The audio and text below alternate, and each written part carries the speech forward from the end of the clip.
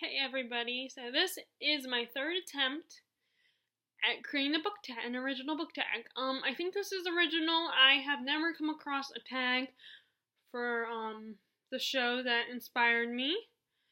So hopefully I'm right in that. And that is Gotham, one of my favorite TV shows. I've always been like kind of into the whole Batman storyline. I don't read the comics. I admit that I didn't watch the any of the cartoons or anything like that, but I was familiar with the material because I had the Batman movies, the ones that were made starting in '89 into the early '90s. So that was my only familiarity about it, but I always definitely was intrigued by the Batman storyline. And then I found out years ago that they were going to make a TV show that was kind of an origin, kind of like Smallville, where it was the origin story of Superman, where it went from him coming to, instead of him landing and then straight to an adulthood where he discovers he's a superhero or whatever, it's more a slow progression. Like, it starts with the big event, the main event that started this whole thing, and then and it slowly tells the story of how he became the superhero he is in the comics, in the movies and TV shows that we're familiar with. So Gotham is the same way. It starts with Bruce Wayne's parents getting killed in the alley, and he meets Jim Gordon, who is the police on the case, the detective on the case. He's not a detective yet. He is a detective, but he's not the commissioner yet. It's about how, because it's not just about Jim Gordon, Bruce Wayne, it's also about Jim Gordon and how he became this light is really bad. It's also about how Jim Gordon became the commissioner that he is in the movies and the comic books, and it's also about the villains and how they developed and became the villains that they are in the comics. So, we have Bruce and Jim. Jim's kind of more of the star of this show, but, both Jim and Bruce are kind of the stars of the storyline. And then you learn about, you have Oswald Cobblepot is in it before he became Penguin. We get more to that backstory. And then we have Edward Nygma's a major character. And he's becoming the Riddler in the show, and Oswald becoming the Penguin. And then we won back in season. I don't know if he was introduced in season 1 or season 2, but we have the character of Jerome Valeska, and I think that's how you say his last name. Who is who is supposedly the Joker. We recently found out that he's just a representation of the Joker. And we met Mr. Freeze, we met Poison Ivy, we met them before they became the villains that they are in the present. So they add all these new characters too. The most recent addition is this guy who calls himself Pig, but he spells it Pyg, and Pygmalion. And he's basically killing the dirty cops and putting pig heads on them after he kills them. So it's kind of starting, but very fascinating. I always love that kind of stuff because I've always been interested in psychology. I don't know if I would want to study it, but I would want to study it, but I don't know if I would want to being a psychologist or in any medical field whatsoever. But I am definitely fascinated by it and would love to write a story about mental illness and such as that. So anyway, let me get to the tag. So I came up with a series of questions that are related to Gotham. And hopefully this is an original tag and not a tag that's already created before. So first, number 1. Jim Gordon. Name an honorable character that will do the right thing despite how hard it is. And I said, let's see, I guess I really should have brought these books down, but what just fell? Oh, damn it, my notebook fell. And I'm just going to stand here, and that is Jon Snow from A Song of Ice and Fire series. This is the first book, A Game of Thrones, by George R. R. Martin. Jon Snow he's always trying to be the good guy, do the right thing, be honorable like his father. Of course, it kind of backfired, well, I should say, father. But it kind of backfired on Ned Stark. And Jon has been lucky, although if you're watching the show, something did happen to him where his luck kind of ran out, but then he is brought back because there's no way they're going to kill his character off. He's too popular, and they need the pretty good-looking young guy. Well, anyway, he's always trying to do the right thing, always go on the moral high ground. He befriends Sam Tarly, who is bullied by Elaster Thorne. I don't know how to say that guy's name. And Sam he's not fit. He's kind of a big guy, and he's like a self-proclaimed coward. And Jon befriends him, and despite how people are probably saying, "Why would you waste your time with this guy?" And he's always for what's right. Even though just a lot of bad things not only, have happened to him that made you think, well, why are you wasting your time trying to do the right thing? Like, sometimes you might have to do some version of, the wrong thing to survive. So I think Jon Snow is very much like Jim Gordon to me. Okay. Question number 2, Bruce Wayne. A character that experienced a tragic event in their life and are going down a dark path.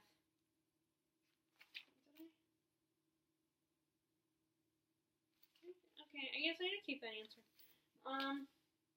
Okay, this is kind of an obvious one, but I couldn't not say it. Where's the book? Yep, it's down here.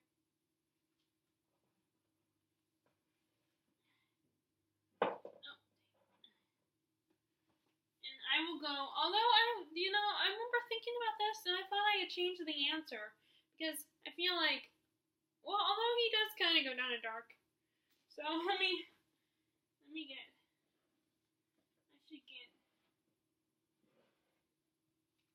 show you this one because, and that is Harry Potter from the Harry Potter series, and here I have my copies of.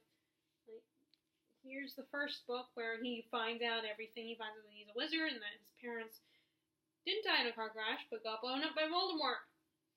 Or at least that's how his Muggle aunt and uncle put it. How Petunia put it. She said they essentially got themselves blown up.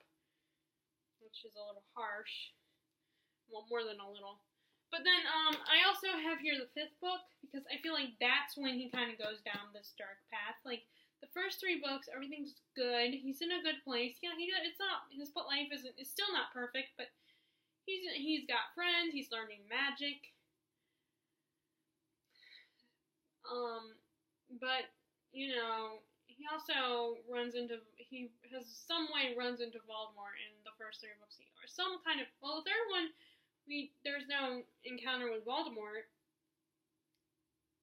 but he meets Voldemort's servant, one of his loyal followers, who betrayed his parents. So, but I also, like I said, I also have here the 5th book, because the 5th book is kind of when he starts really going dark. Because after witnessing, spoiler alert, Cedric's death, he kind of goes through this PSTD. He's struggling, having nightmares, he's angry all the time, and so frustrated and pissed off that he's being left in the dark, and that Dumbledore is ignoring him, I feel like he has conflicted emotions about Miss Weasley being like, I don't want to know everything that's going on in the Order. Like, it means that she cares about him and loves him, and he knows that he's never had a mother, and she's the closest thing to a mother. But at the same time, he wants to know, and he's getting frustrated because people won't tell him, and that he's going through all this stuff, there's so much, he's having so much trouble. And then on top of him going through this PSTD, there's this horrible the government is pinning him as some crazy, delusional, attention-seeking little brat that's making him and Dumbledore are concocting the story that Voldemort's back, and Fudge the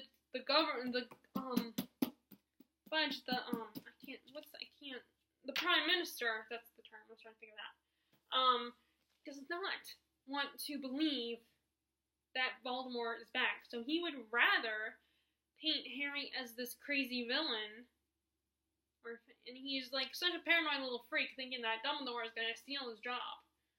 Because Dumbledore is just a little bit more popular than him.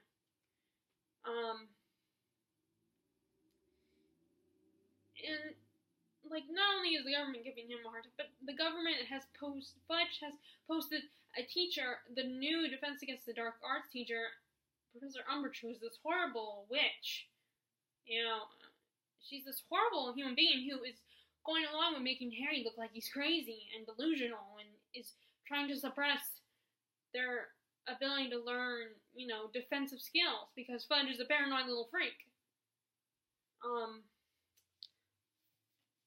And she is basically, when Harry stands up and points out that, yes, Voldemort's real, he is back. Or not real, they all know he's real, but Voldemort is back, and we need to learn to defend ourselves. And, Umbridge snaps and decides to put Harry in detention. Her method of detention is making Harry use this special pen that uses his own blood to write whatever message she asks him to write. So this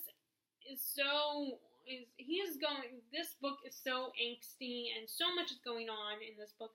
So I feel like this illustrates the dark path aspect, of his tragedy. So let me put this back. Okay. Oh, sorry, Hermione. I'll turn you around.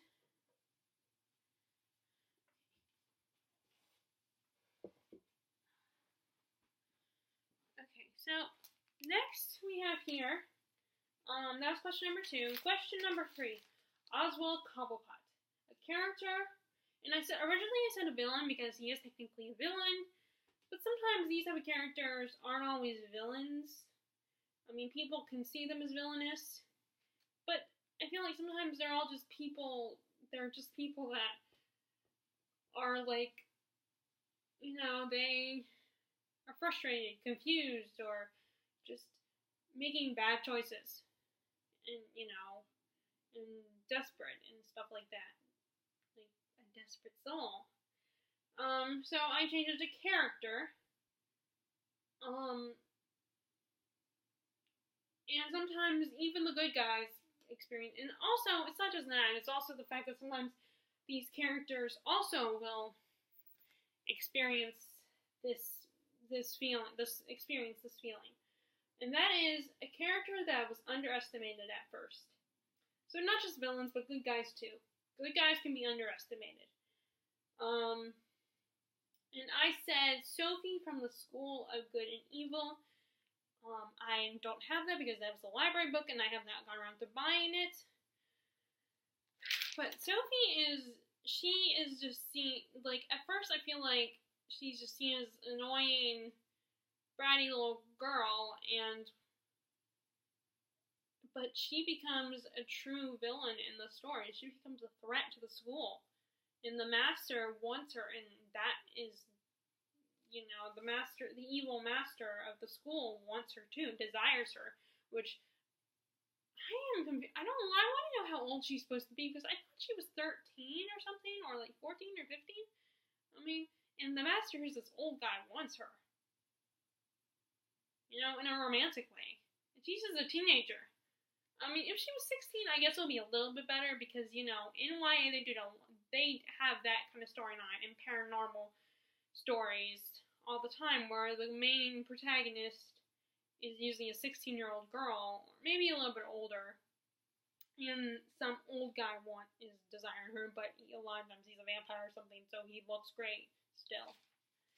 So I feel like people definitely took her for granted and did not realize how, that she had issues that she needed to deal with, and she was not dealing with them. She did not realize, and that made her into a villain that she is through the last two, in books 2 and 3. Okay, question number 4. Edward Nygma, an arrogant character that you love. Originally I said Sherlock, I started to say Sherlock, but then I was like, no, I'm gonna go with someone different. I'm gonna go with Kaz Brekker from Six of Crows. I feel like he's very cocky and confident and arrogant. Granted, confidence is definitely different from arrogance, but, sometimes it's a fine line between being confident and just being plain arrogant. And I think Kaz definitely crosses that line. But he has moments that you feel bad, you want to hug him, and you feel bad for him. And actually, someone said to the actor who plays Edward Nygma on Gotham that he said that he feels like Edward just needs a hug. And so I feel, but although I don't think a hug is gonna solve that problem or change him. But yeah, and the same thing with Kaz Brekker. But that guy's got a lot of issues. But I feel like he's a bit arrogant at times. But I mean, he's very successful, and what he does is, as a crime lord or crime, whatever you would call him. Okay, number 5, Alfred Pennyworth. Name your favorite father figure in a book. Now I say father figure, but you could also, it doesn't mean that they aren't, they could also be a real life father too. Because originally I was going to say Mr. Weasley from Harry Potter, but I already mentioned Harry Potter once. So I decided, and I always, when I'm answering these questions, when I'm thinking about the answers to these questions, I always try to make it different and not go with the same handful of books. And I said Roland of Gilead. I think that's his name, or maybe it's the name of the character, the creation. Sorry, my screen went black. But although Roland from Gilead might be a biblical character, and that might not be the actual, but Roland the gunslinger in the Dark Tower series, essentially. I said him because I feel like he is very much a father figure to the 3 characters that he takes along with him on his journey to the Dark Tower. That's Susanna, and I don't remember Eddie. Oh, Eddie, I think, is one of the characters. I think Eddie is the older guy. Well, not older than him, but not older than Roland. But anyway, you know what? But there's 2 other males with him. There's, I think, Eddie, and then there's a teenage boy, but I do not remember his name. I would either have to look back in the book, which would take too long, or I would just I don't remember his name. Maybe one of you guys, if you've read the series, maybe you remember. So, yeah, Roland from the Dark Tower series, I feel like he is definitely a father figure to his 3 companions. Okay, so, number 6, Selina Kyle, aka Catwoman. A character that is a survivor. And I said Lena from Between the Shades of Grey. I mean, both that one and Salt of the Sea are about, these teenagers surviving. And, just like Selena, the main character of Alina is, she's tough, she's a hard nut to crack, she's, not always, and she's been through so much. I mean, she has been through worse than Selena because she survived this war, and she is right now in this special camp for all the I can't remember what it was, what Stalin the type of people that Stalin put in these camps. But she survived this camp where they experienced hard labor. They had to do stuff like dig and everything, dig the ground and all this stuff. And they had really crappy food, and they were stuck in these cabins with a whole bunch of other people. And it was just horrible what Lena and her family went through.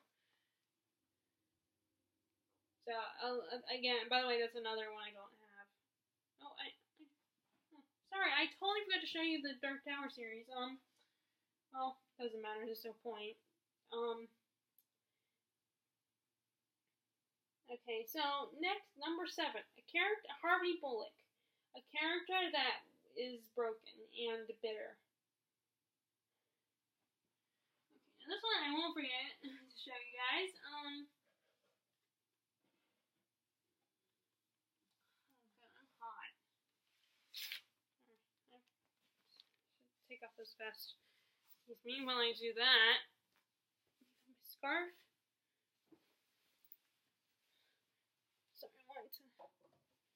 Wear it, but I'm not outside anymore, which is a little bit cooler outside, so that's why I'm wearing. I don't have my fan on anyway in my room, so. Okay, so I said Brom from Aragon, which is so sad when he dies at the end of this book. I probably should not. To quote Haggard, I should not have said that. But Brom from Aragon, because he was this dragon rider a long time ago, and I hate when it does that. He was this dragon rider, and now he is nothing left. He's just in hiding because the dragon riders got betrayed. So he's in hiding, and all he has left is his memories, and he gets to be the storyteller, And yes, he's the storyteller now, but he's also seen as a crazy old man with just stories, that's it. It's so heartbreaking knowing that at one point he was this brave, heroic dragon rider who helped protect the people of Allegasia, and one of his friends betrayed them. But I think I remember him getting he probably was actually really pleased to have someone to tutor, to teach. Someone, when Aragon discovers the dragon. So, Brom from, I don't know, of course they won't mention this because it's middle grade level book, but I can see him, like Harvey, drinking ale and just being all depressed and stuff, and especially because presently, with what's going on. If you are a fan of the show and are currently watching it, as I'm sure you realize that Harvey Bullock is not in a great place right now. Okay, so next, question number 8, Barbara Keane, a character who goes through a massive transformation throughout the series.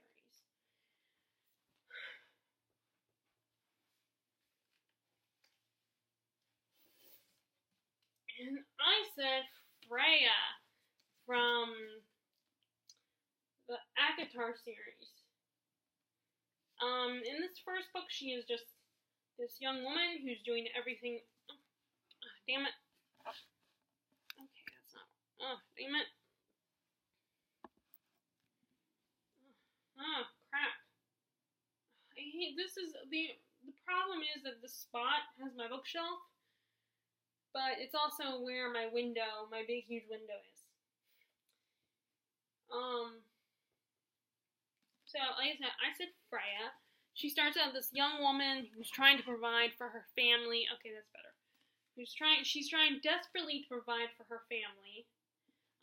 She's probably the only one who really is doing anything because from her, her sisters are basically, all they're doing is complaining, not doing much of anything. And then she gets taken because she accidentally kills a fae. Like it was one of it was a wolf before, and then it turns into a fairy. It's revealed to be a fairy, and the Lord of the Spring, the High Lord of the Spring Court, Tamlin, shows up and is all like, "You killed one of our kind, so you must be punished." And so you will get to come with me and live with me forever. Your family will be all taken care of, but you have to become, live in my house for the rest of your life as punishment. And she's so, I wouldn't say she's timid in this book. She's definitely not a timid person at all. But she's very different in this book compared to the woman she becomes in this book. And then she even becomes even stronger of a character in the third book, A Court of Winds and Ruin. It's right up there. Can you see it? You can't really see it from here. You can see it, but it's far away. So I picked Freya for a character who I feel like has gone through a huge transformation.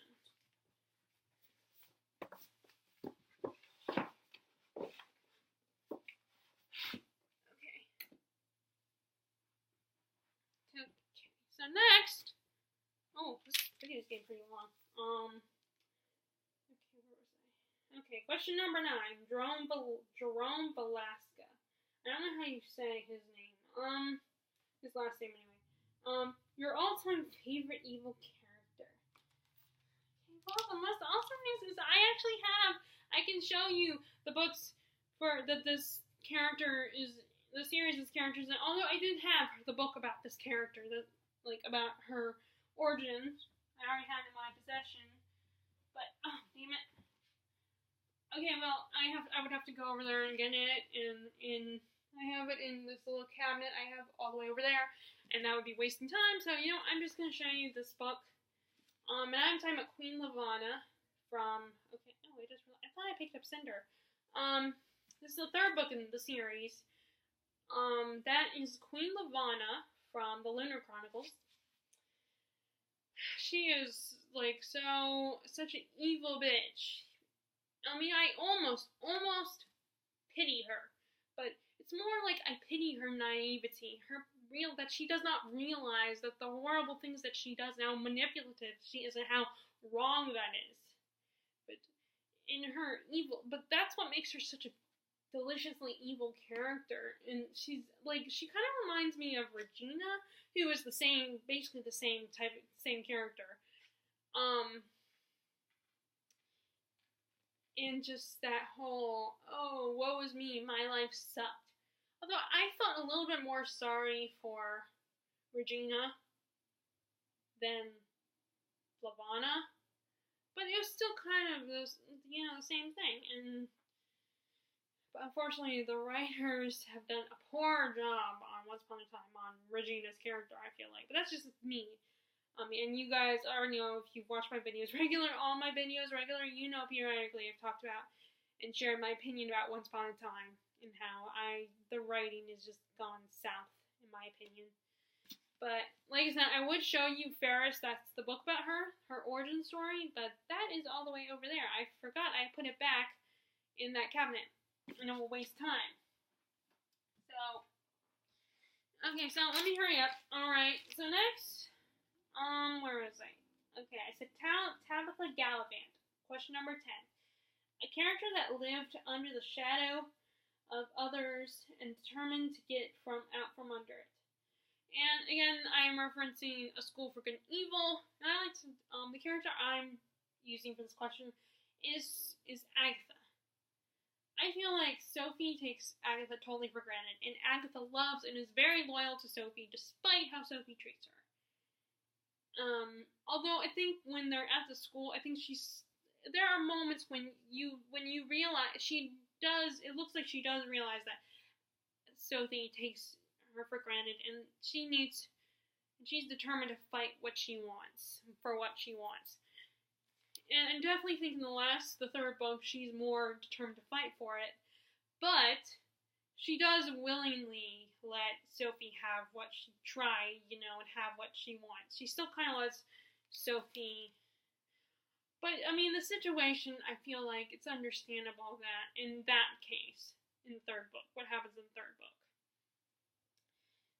But she lets Agatha demean her and make her feel bad about herself. She lets, Sophie is such a horrible friend to her.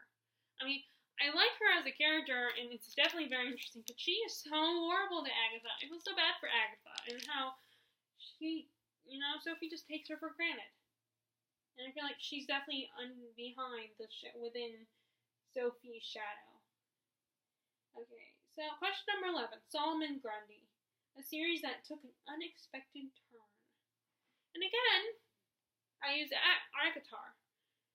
And if you read the book, and if you read the series, then I'm sure you'll know why I say that, but maybe you weren't surprised by what happened at the end, into the second book. What happens in the second book? Because I'm not talking about, I'm not talking about the whole climax in the first book. I'm talking about what ends up happening in the second book. Towards, it's hinted at at the very end of the first book, and then the second book. And I remember everybody talking about this, before I finally got around to reading the book. And that's the reason why I finally read A Court of Mist and Fury. I mean, some people might not think it unexpected at all, but I think it was a little unexpected. I mean, I'm not going to talk anymore because I'll spoil. Not although most people have read the book, so hopefully you guys know what I mean by that. Okay, so question number 12, Fish Mooney, which unfortunately this character died in season 2 or 3. I can't remember. Hence, my question here for her is the character who died too soon for you. Oh, I forgot to put it away. Anyway, so I said Ned Stark. Spoiler alert, he dies at the end of the book. This first book. It was very sad that he died because he was such a good, honorable man, and he was so close to figuring things out, to realizing what was really going on, and the little mystery, and there was a chance he could have lived, but the stupid little brat, Joffrey, was all like, I'll grant him mercy, but my idea of mercy is killing someone. He thinks that was mercy. I mean, I think if a character is physically suffering, then yeah, killing them would be a mercy.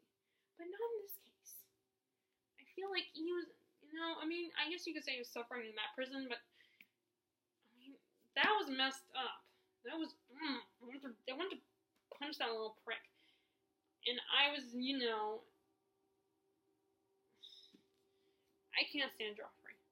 I mean, I just, Okay, so, that was question number 12. Question number 13. Sofia Falcone, which I don't think I spelled her name right on here, but it doesn't matter. Well, actually, it kind of does, because I will be writing these questions when I publish this. Favorite character that is introduced later in the series. And I said,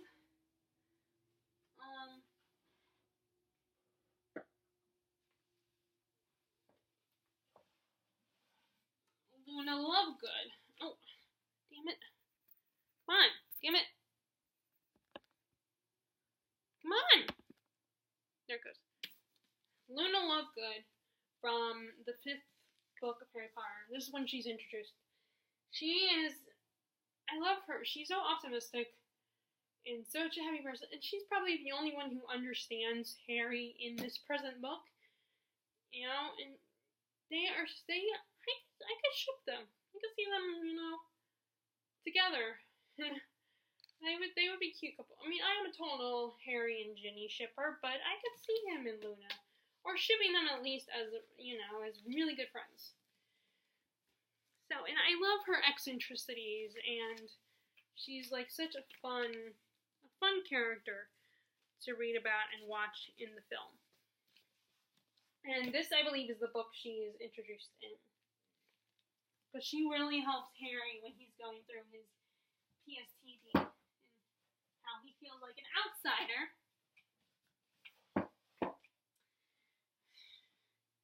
really hope this video isn't too long, because I'd rather not have to remake it.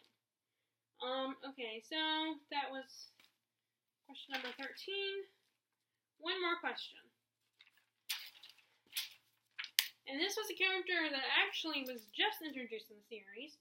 And he's also, the actor who plays him was in one of the season of Song of Ice and Fire, Game of Thrones, a couple years ago, I think. Not the character, but the actor who plays the character. And that's Ra's al Ghul. Ra's al